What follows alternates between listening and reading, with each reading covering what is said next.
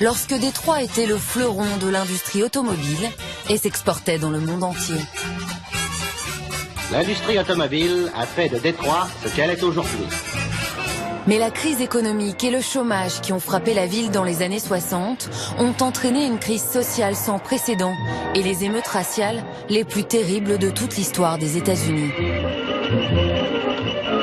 Détroit ressemble à une ville fantôme. Les habitants, blancs ou noirs, restent chez eux. Ils ont peur.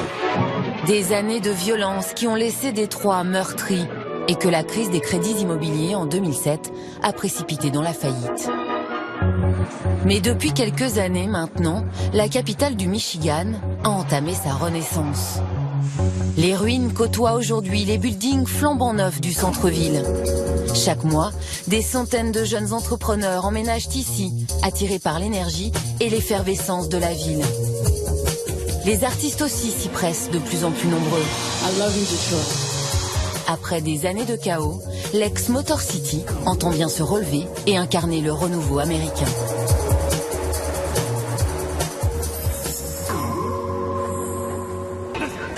Mais le plus beau coup marketing reste ce tournage il y a 1 an et demi pour l'un des films les plus attendus de 2016, Batman contre Superman, dans lequel Détroit a pris les traits de la célèbre cité de Gotham. De quoi redorer l'image de la ville et prouver que les années noires sont bel et bien derrière elle. Philippe a eu le nez creux. Le quartier dans lequel il a choisi de vivre, Corktown, l'un des plus vieux de la ville, est l'un des plus prisés aujourd'hui.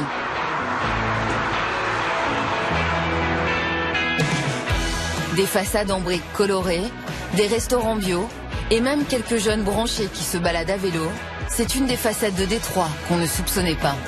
C'est ici que Philippe a investi ses premiers dollars dans ce restaurant. Il fait partie de ceux qui ont fait de Corktown le nouveau quartier. Pony Ride, le deuxième investissement de Philippe, une ancienne imprimerie abandonnée qu'il a rachetée pour 30 000 $ seulement.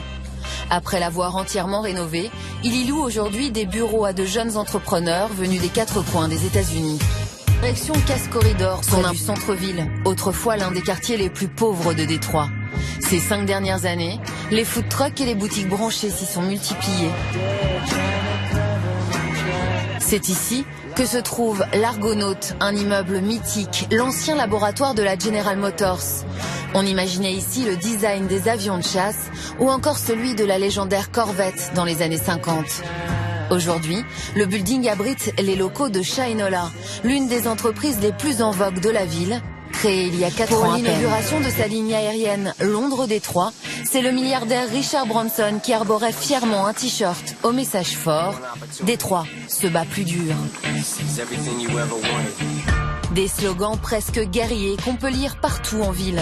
Rien ne peut arrêter Détroit. Détroit contre le monde entier. La ville est devenue un terrain d'expression géant pour les artistes et les graffeurs.